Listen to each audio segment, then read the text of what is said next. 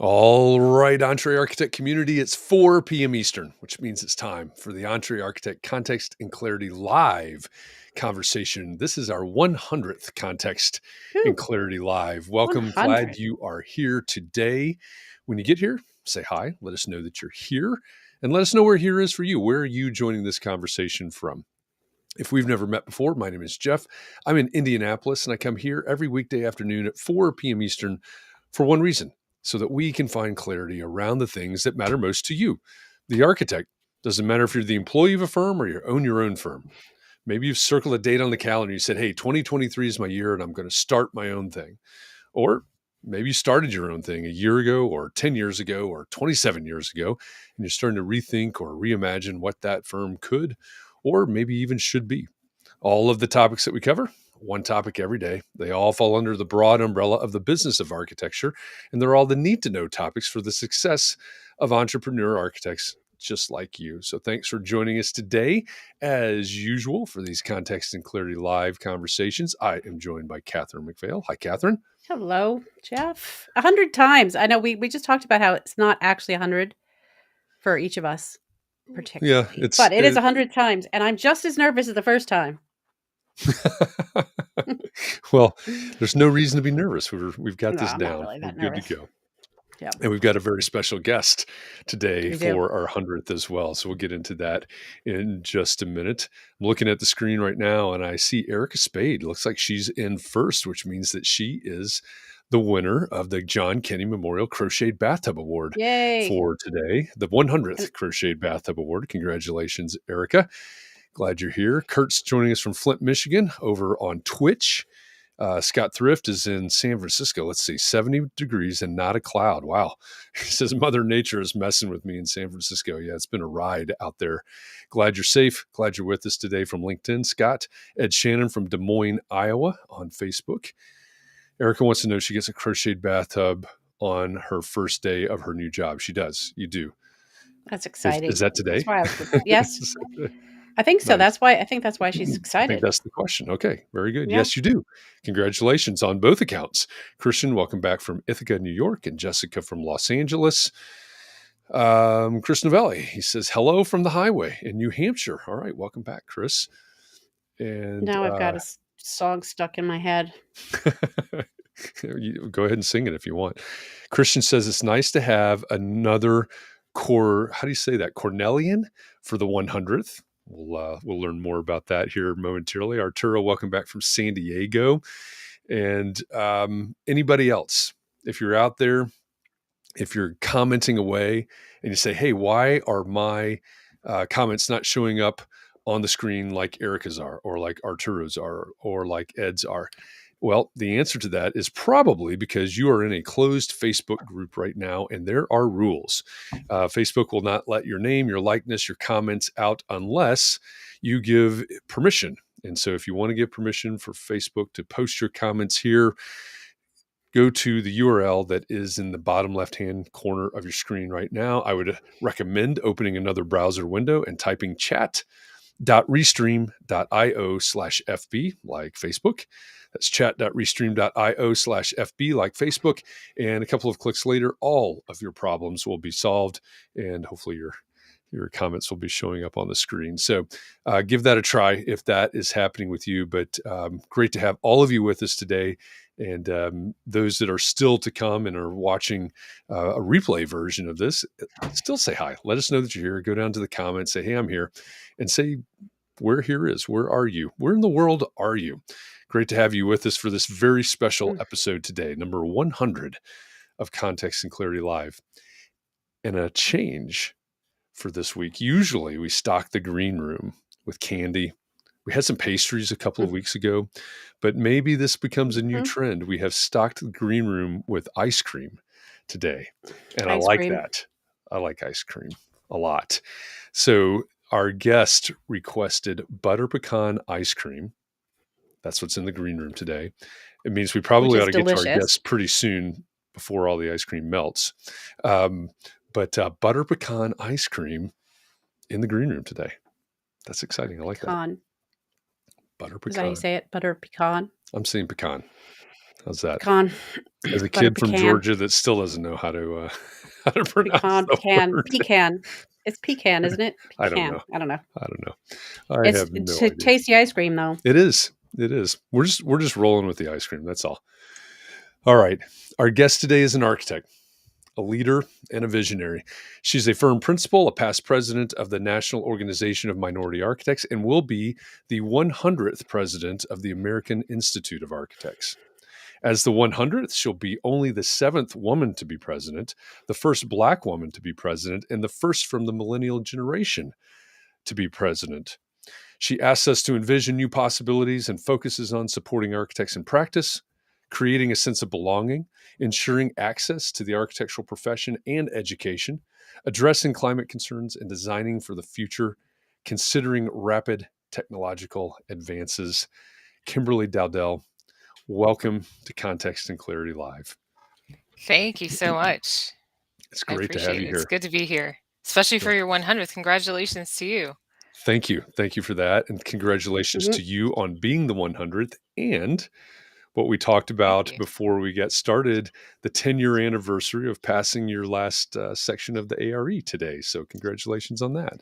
Thank you. Yes, Hmm. March 16th, 2013 is a very memorable day because had I not passed that day, I actually would have had to start all over because of the rolling clock.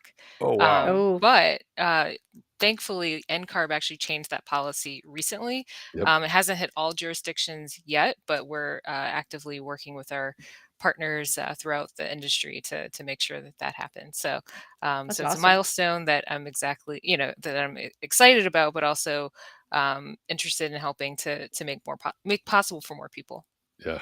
Yeah. So I asked the hard hitting question. So my question for you is, what did you leave for last? Which section? Which section did you leave for last? Yeah, yeah. Oh, Could you still sorry, it, choose? it cut out for a little bit, so I couldn't hear. But Yeah. the last section was building design and construction Oh, systems. All right. Well, Yep. well, that's a glad you passed. really that's a really timely um, anniversary, I guess, because of that rolling clock issue. I think that's a great illustration that if you hadn't that's I don't know if everybody it's been all over social media and articles and everything about the NCARB removing the rolling clock, I guess. Um, I don't know if anybody identified with that issue as closely as you do or you did because of that situation. I mean, that's to me, that's kind of bonkers to think that had you not passed I on, wouldn't 10 be years sitting ago. here right Yeah, now as your exactly. 100th Yeah, that's episode that's really crazy. Wow. guest. Yeah, it's pretty crazy, Yeah. but Yeah, here we are. Well, I'm glad here you we did. are. Well, yeah, Me too. exactly. Yeah.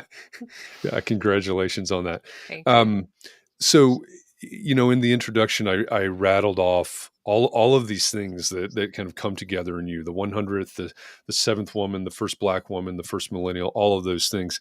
Obviously, maybe I shouldn't say obviously, but I think that probably gives you a pretty unique perspective coming into the position of the president of the American Institute of Architects.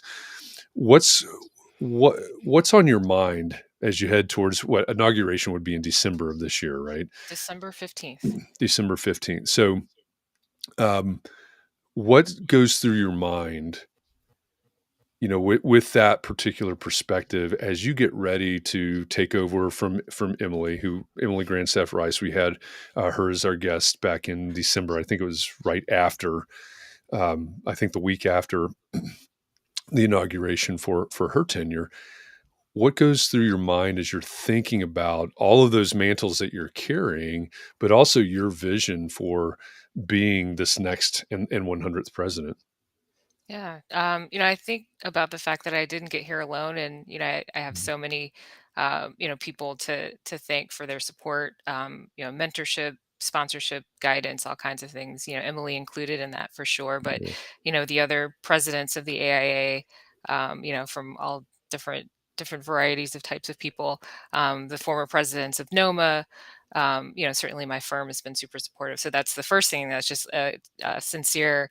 Um, Sincere gratitude for all of that, but also thinking about the folks who've not yet decided to become an architect, Hmm. the young people who are on the fence, or maybe they don't know about it yet. And hopefully, as a profession, we'll do more to get the word out. But those who are on the fence, how do we make sure that we get them to choose architecture and stay in architecture? So talent, attraction, and retention is something that, Mhm. that I think a lot about. And I think about ways that we can, really promote the work that we do and the value that we create so that we can really get the greatest talent that's out there. Because I like to say architects can see the future and help our clients create a better one, but it is a somewhat unique skill set to be able to, Right. to some extent see the future and then articulate it and draw. I mean, like, that's fairly rare. Like, most people can't do what we do.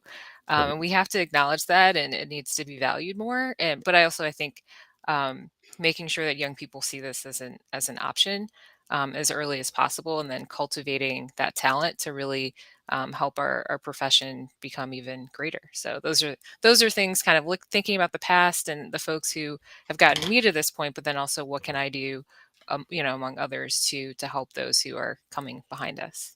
Yeah, yeah, I love that. And as I mentioned in the introduction, one of the things that you focused on is sort of accessibility of education and the profession. And that's one of the things that I've been teaching for a handful of years now. And one thing that's really touched me is, we talk a lot about path to licensure.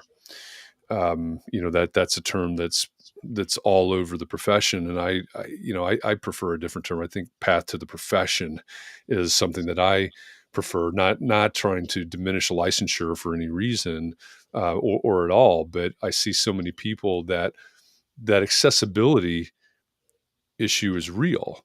It Whether is. it's the cost of school, the length of school, all the things that go into it. So, you know, I assume that your passion for that is probably based on your experience in some way, but as we think about that accessibility, what do you think is really important for us to address, and maybe in the next 5 years or something like that? Yeah. Well, as I alluded to just before, making sure young people know what Hmm. architecture and know what architects do, know what architecture is about as early as possible. So I'm Yeah. talking like K through 12 education, Mhm. empowering our architecture centers around the country, and even globally, to find ways to get content into kids' hands. So actually yesterday I visited the IIDA's headquarters here in Chicago, and they had a book signing for a kids book Yeah. called Design Your World. And I talked to someone there who said, yeah, here at IADA, we have a small but mighty staff, and there's no way for us to get to all the schools. And Mhm. so we decided to create this book to put that in kids' hands, and start to plant those seeds about design in general. And I think thinking about architecture specifically, I know NOMA's Nashville chapter had a coloring book, which was a brilliant idea because it got people engaged, and they were coloring, pictures of buildings in Nashville by NOMA members. So I think, again, that early information is as a form of access, but then getting people to the right guidance counselors. In fact, there Yeah. was conversation about informing guidance counselors about architecture so that they don't provide any misinformation, and then helping people navigate the different types of programs. Whether you do a 4+2 program or a 5 program, or a 4+3 program if you want to study something as an undergrad that is not directly related. And so there's so many different pathways. I can understand how someone could get confused and just, Mhm. kind of get sidetracked, or they might look at compensation, starting out compared to some other professions, and make a decision based on that, which I think is unfortunate. But that also means that as a profession, we have to think about how we can best articulate our value and sort Mhm. of raise those numbers over time. So Right. I think a great goal within 5 years is to have a higher starting salary, which means that everyone has to be elevated to the point where we're really getting the compensation that supports the value that we create. Because again, we can see the future; not many other people can do that. Yeah. And so, yes, once someone chooses the profession, getting them into whichever academic program makes the most sense, making sure that they have the right the resources to afford the technology and the books and the supplies, materials, etc., and then connecting them with the right internship opportunities and getting them connected with mentors. That's one of the reasons why, for me, NOMA was so important as a student as well as AIA. And I wasn't directly involved with AIS as a student, but I think that's also a wonderful resource for people who are in school. And really investing time and energy into these organizations, because they really do provide a strong and important support system to get into the profession and navigate which career opportunities make the most sense. And I like the idea of not necessarily calling it just the path to licensure, because at the AI, we've been having conversations around uh, a notion we're calling beyond buildings, because as architects, we're often sort of assumed to be designing buildings, but we're actually designing solutions that are beyond buildings. And Right. some of those things are certainly done by licensed architects, but other things are done by those who have this really intense unique training, and I think we have to value that as well. Yeah. Yeah. I think that's a really great point when you're talking about raising starting salaries, which means that fees will have to go up and things like that. And it's ultimately going to come back to, and maybe it even wraps back to the grade school kids, is what is the value of an architect? What is an architect? What does an architect actually do? So I love that idea of beyond buildings, because there's so much more impact that's possible, or not even that's possible. That just happens every single day. Is what you were saying anyway. But I like that. I like that approach a lot, and I know that some of the things that you care about are future of cities and really kind of envisioning new possibilities was a big part of your campaign, wasn't it? It was. That was what I used as my hashtag for most of my social media posts last year during the campaign process. And, I still, call on people, everyone, frankly, to envision new possibilities, not just for the AI, but for the profession, and for, just the way that we, conduct ourselves and the way that we engage with our communities, with our clients. I think, it's time to look at things from a slightly different perspective. So I'm happy to bring my voice to the table, which represents some groups that have not long had a lot of representation. Right, right. Is you're carrying the mantle as the uh, first from the millennial generation to take this leadership role. Um, what, as you think about that, how do you think leadership changes, or what do you think about different leadership approaches as we move forward? Because we've talked about this week. There always has been this natural shift, generational shift through leadership, right? As people get older and younger people come up, et cetera. I think we're in the first time in history with four generations in the workplace. Um, and now you're taking this mantle. Does that signal, and I don't know, this is asking for a really broad brush answer, I guess, but is there a difference in the way that you're going to think about leadership, and maybe people that in your generation are going to think about leadership differently, things that we'll care about or talk about or act differently than has been done in the past? Sure. Well, first, I'd like to say I like all the generations. Everyone's wonderful. And I also, Everyone. Yeah, it's true. I'm not trying to pit generations against Yeah. generations.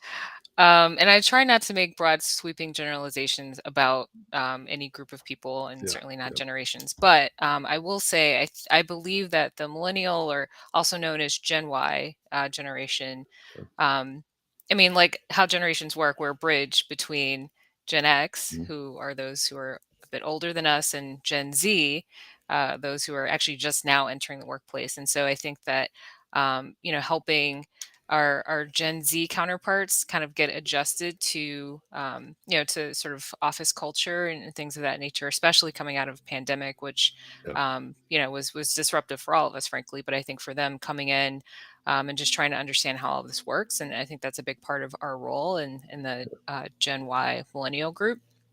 and then also helping Gen Xers and boomers understand how to not only, I think they're still trying to figure out how to work with us. I think they also think that we're still in our 20s, but we're actually 40 plus at this point, but that's neither here nor there. But I think it's about having conversations that bridge those gaps and help to create more understanding. I think there's also, again, generally speaking, more of an emphasis on sustainable design, sustainability, resilience. Um, this isn't like the greatest reason, but I think it's because of Captain Planet. It's a really great cartoon. I personally watched it and was just like, it's really important that we recycle. Like from being a little kid, like that was the thing. And there are other influences. Certainly, that's one that comes to mind first. But there are other influences that I think that we saw coming up in the 80s and 90s that sort of made it really important that we take care of the environment, we take care of one another, we give back, we try to be philanthropic, but unfortunately, student loans have impacted millennials more than actually Gen Z and Gen X. I guess there's some policy situation that Mm. made that the case. So, but generally speaking, I think it's about people, planet, and profit. Whereas I think perhaps some of the earlier generations are a little bit more focused on profit, which makes sense. They came up, were with parents or grandparents that Mm. navigated the depression, and there are just different policy things that were in place and different things happening in the world, which informs our worldview. Um, so I'll leave it there, but I think that Yeah. broadly speaking, millennials are still trying to figure this thing out, but doing our best to navigate our peers on either side of us. Yeah. Yeah. I like that. One of the things that I did not mention, I mentioned in the introduction that you are the principal at a firm, but I didn't even mention the firm. It's HOK. You're in the Chicago office at HOK. Um, our audience is primarily small firm architects. And so one question that naturally comes up all the time when whether it's Emily or we had Lakeisha Woods on a few weeks ago, the question that's always going to come up is what about small firms in the future, not only of AIA, that's certainly in this context, but what about small firms in the future of the profession? As if we go over to the Small Firm Exchange um, website, I'll call it, you get all the statistics that are there about the percentage of employees, the percentage of firms, the percentage of architects that are small firm architects. Do you see that? Do you see small firms continuing to trend upwards? And if so, what's that mean for the future? Does it what's the impact of that on the future of the profession? Yeah, I mean, I think that small firms will continue to flourish and will grow and obviously become a medium-sized firm and perhaps in the future a larger size firm. But some firm owners, they intentionally want to stay small and sort Mhm. of work in a way that that just kind of keeps them within maybe the 12 plus or minus people range, or even sole practitioners and Yep. everywhere in between. And I think that there's room for all types, because there are all types of buildings, there are all types of Mhm. projects, whether they be built projects, and I talked about beyond buildings, but there are also some problem solving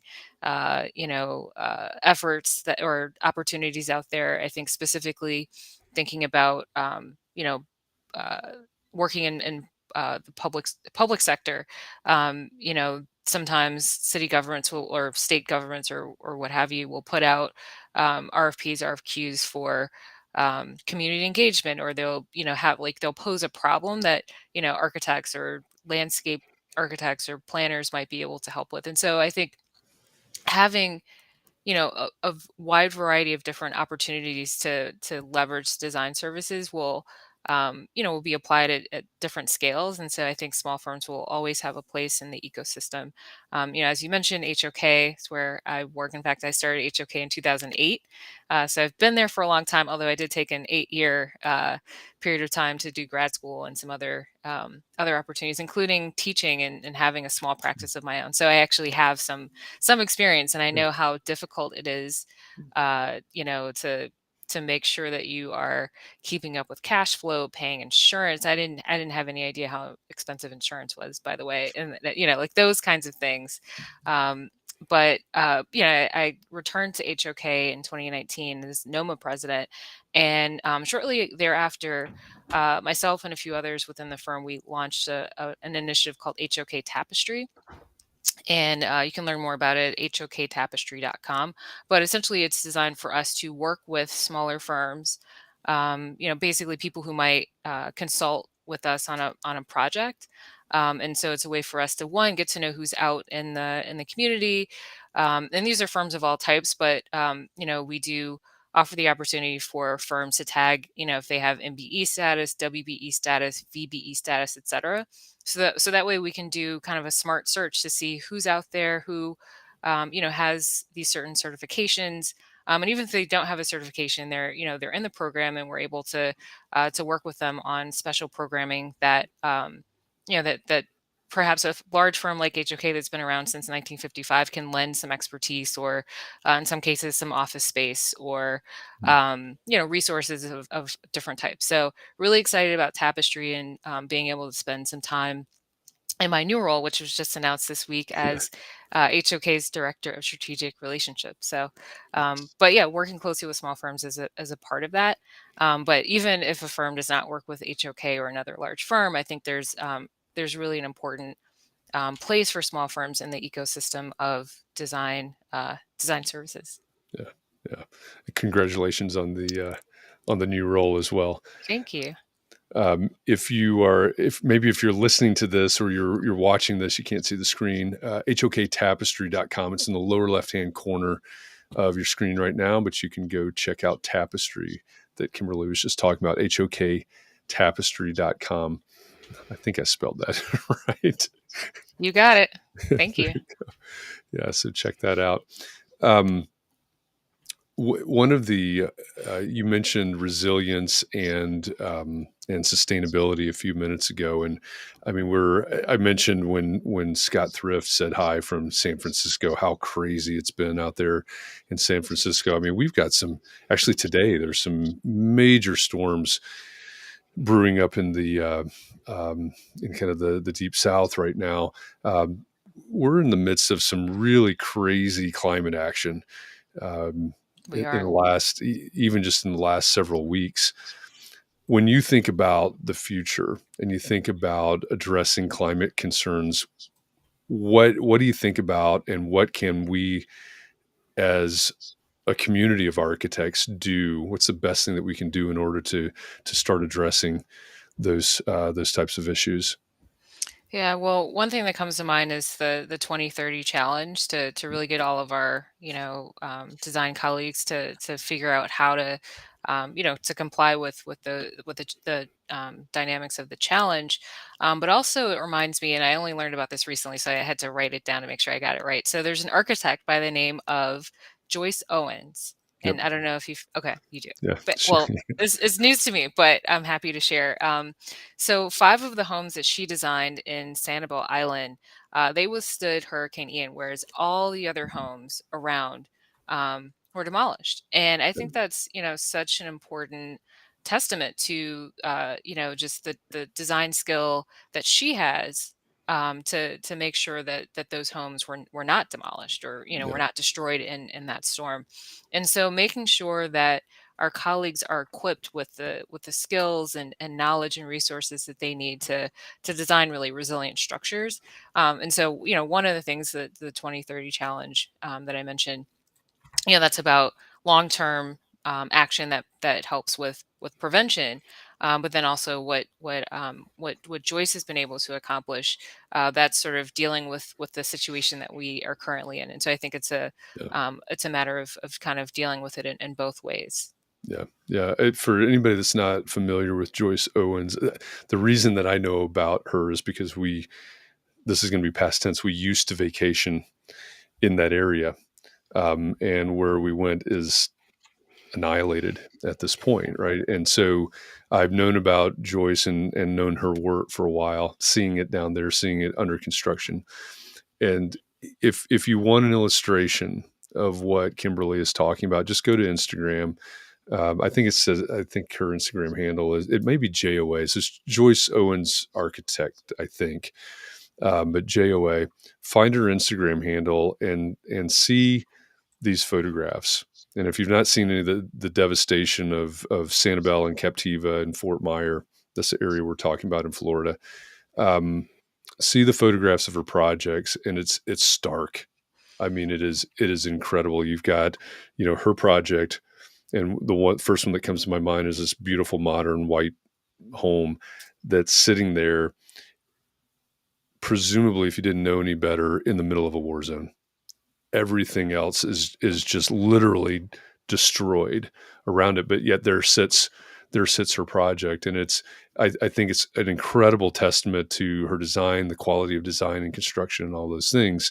It's really sad.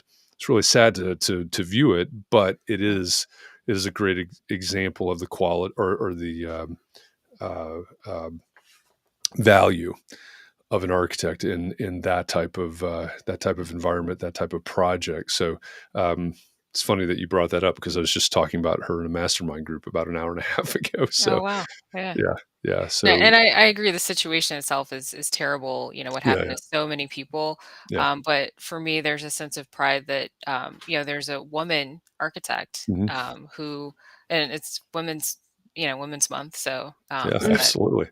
that I'd highlight that. Yeah, But just, really proud of the fact that her work, in conjunction with the construction partners sure. Yep. that were involved, that it was able to sustain that kind of situation. So Yeah, yeah. yeah, Yeah, like I said, go seek out some photographs of that, because if you ever want to point to what an architect can do, it's sitting there in the middle of in the desolation. So, um, so yeah, I think it is on us really to think about. I think it's on us. I was thinking earlier. Sorry to kind of backtrack a minute, but I was thinking earlier about those photographs from Joyce, and thinking about that stark difference.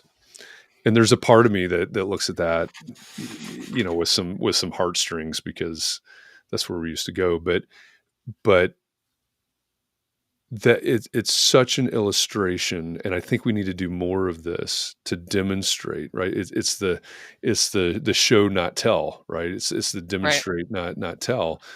And of course we don't want to wish that on any situation, but absolutely, I think we need to do a better job of highlighting the reality of what we're talking about here, and the value.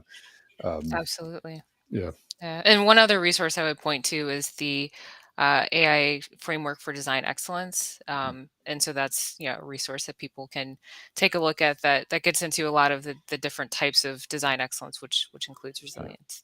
Right, right. And you can also go back and, Katharine, I think this is maybe 3 months ago now, but we had Melissa Wackerly from AIA Oh, right. on, talking about sustainability at AIA. So you can go watch that episode with Melissa. She had a lot of great resources to share as well.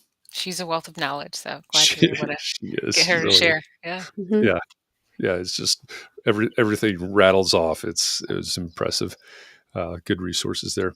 Another thing that I know you focused on is the uh, rapid change in technology, which, I mean, I don't know if anybody's paying attention, but I know. GPT-4 just was released in Yeah. the It's last hard to couple of keep up with days. all this. Yeah. It I mean, is. it's It it's is. all Oh, happening so fast. wow, that Yeah. is fast. Yeah. And by the way, Google has incorporated AI now in your Oh, I heard Gmail. about that. Yeah. So Of course they have. Yeah. yeah. Yeah. Yeah. And yeah, and it can actually tailor. Well, that's right. We're not talking about I get excited about the possibilities of. I just won't continue talking. Yeah. But Talk yeah, they. about Envision New Possibilities. I mean, with I Yeah. know, technology, it's so that's exciting. yeah. Yeah. It's Yeah. exciting, but it's also a little scary in the Sure. sense that if architects don't sort of get ahead of this Mm. stuff, we could potentially lose some market share. And so Mm. I think talking about these issues now and making sure that others don't sort of eat our lunch is an Yeah. Yeah. important thing. But I think overall the potential is there. We just have to make sure we harness it appropriately.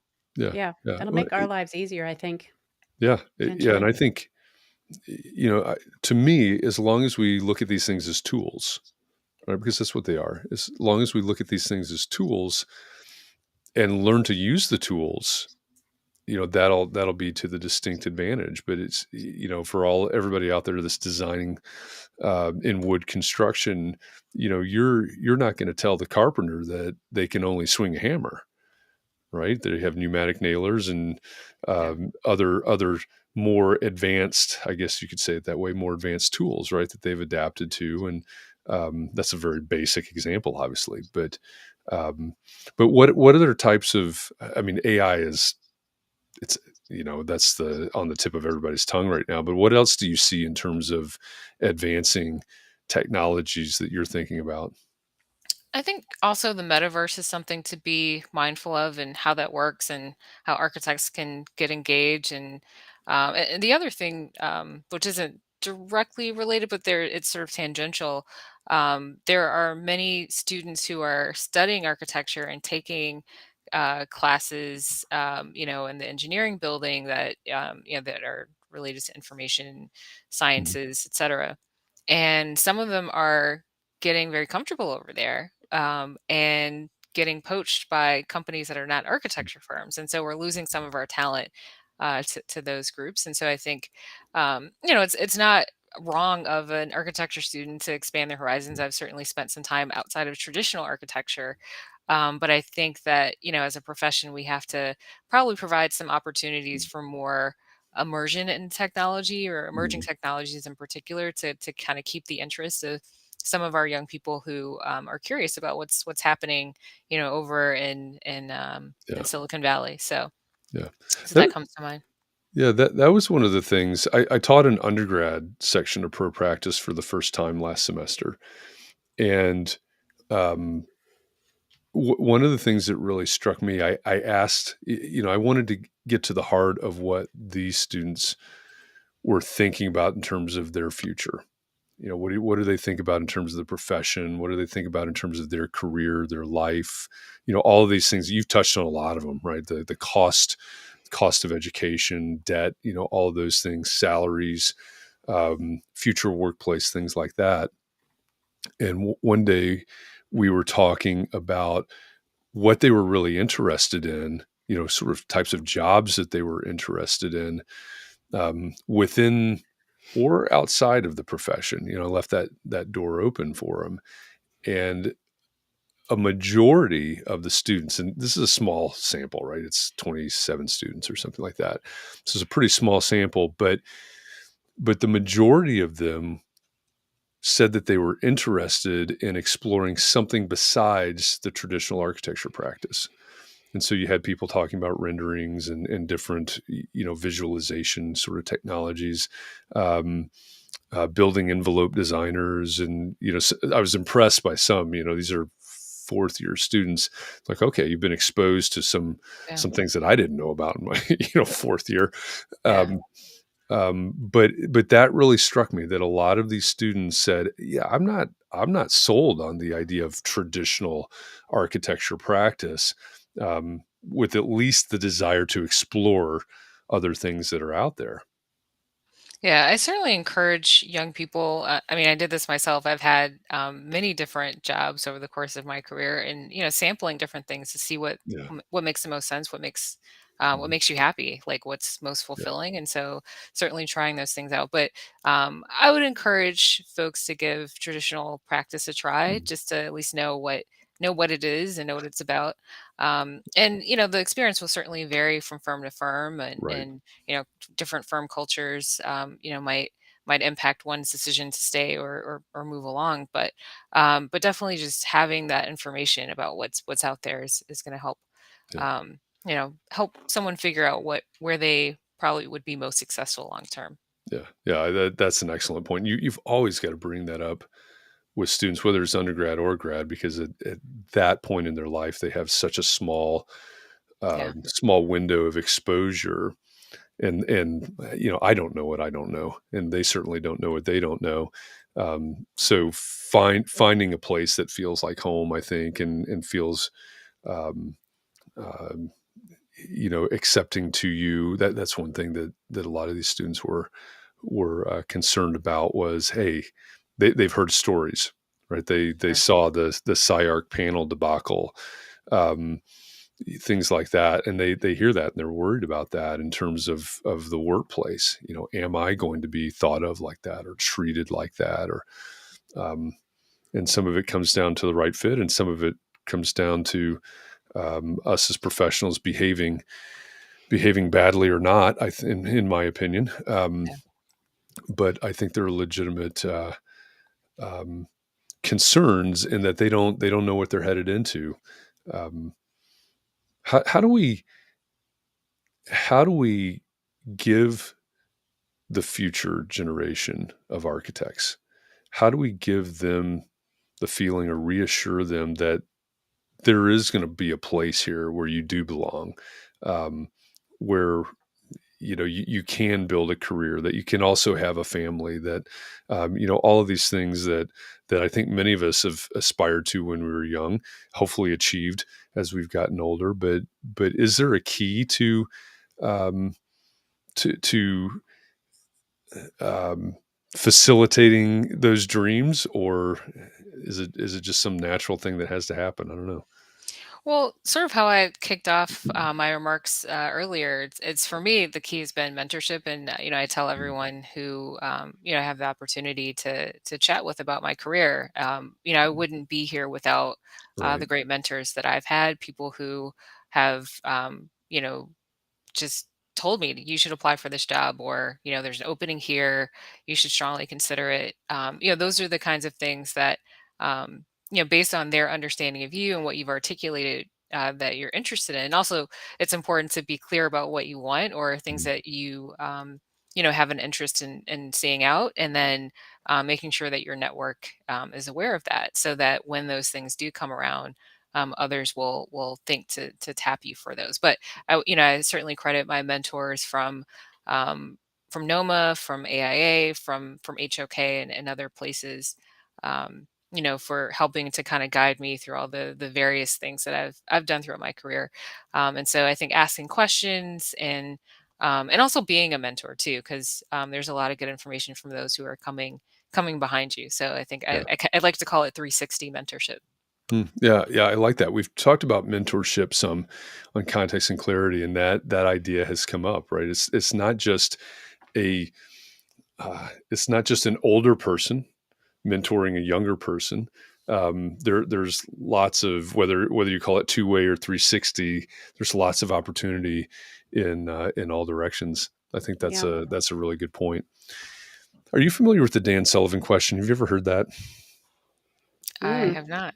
We're getting into the marketing weeds here, or sales weeds at this point. But Dan Sullivan is this. I'm going to call him sort of this marketing guru guy, and there's actually a book now called the Dan Sullivan Question.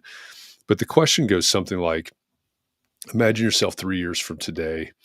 Um, I'll paraphrase it, but imagine yourself 3 years from today, and you look around and go, "This is great. This has been a success. I'm happy with where I am." And then looking back from 3 years from today back to today, what will have had to have happened over the course of those 3 years in order to make that true? So let's modify that a little bit for your case. Okay.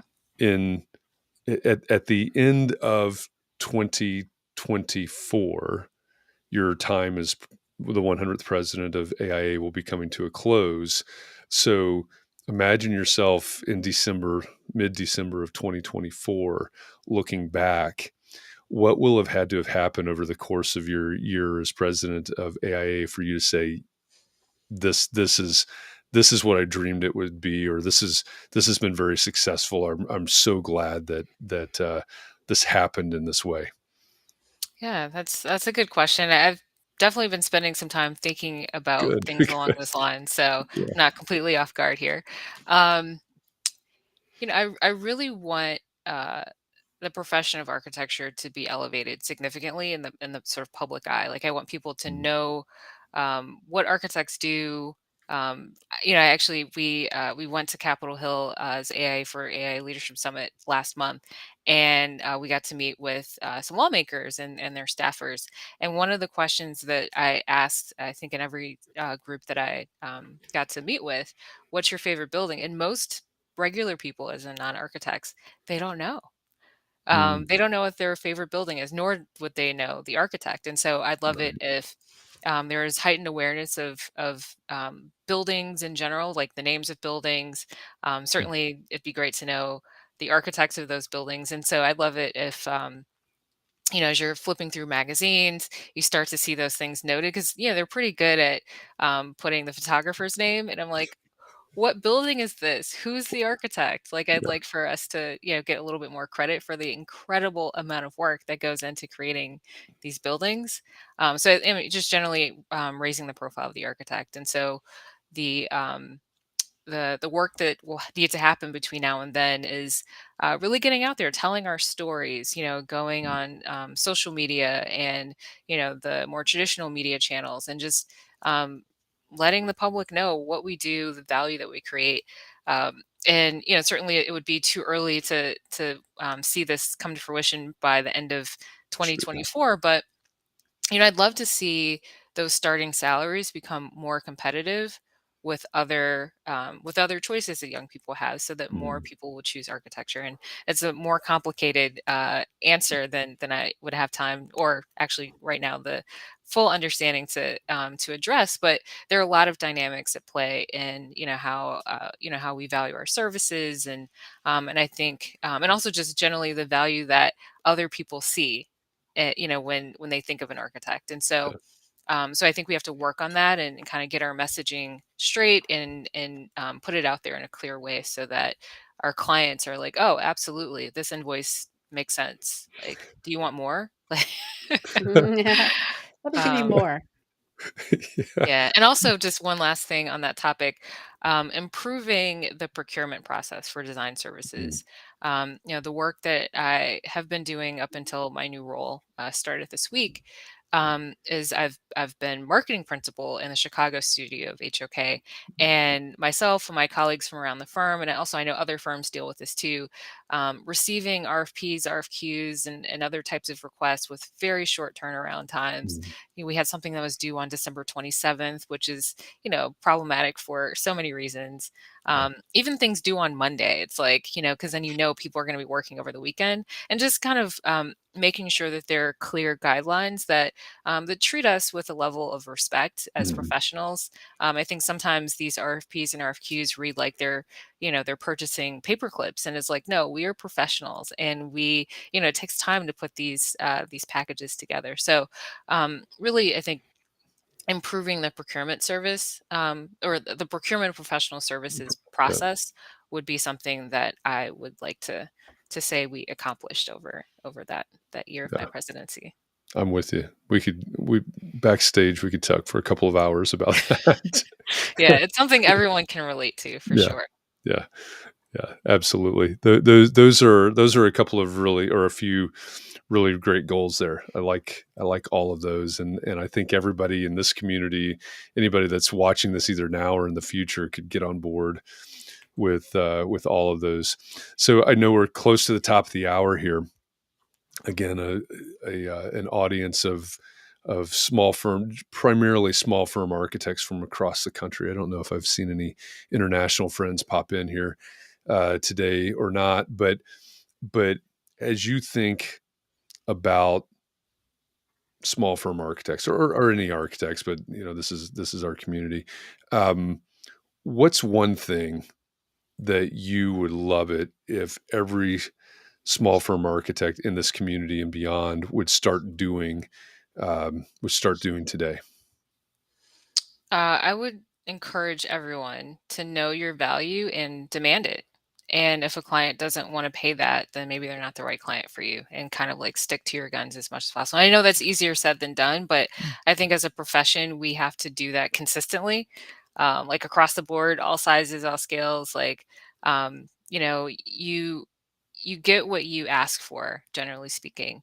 And I think we have to be a little bit more generous with ourselves, and understanding that our time, I mean, it takes on average 12 years for someone to become an architect, or at least that was a stat that I memorized a little while ago. Maybe the number has adjusted a little, but it takes a long time, Yeah, basically, yeah, over a decade, roughly. And you work really hard to earn that, and all of your colleagues, around you also did. And so I think it's important to make sure that that you are, earning,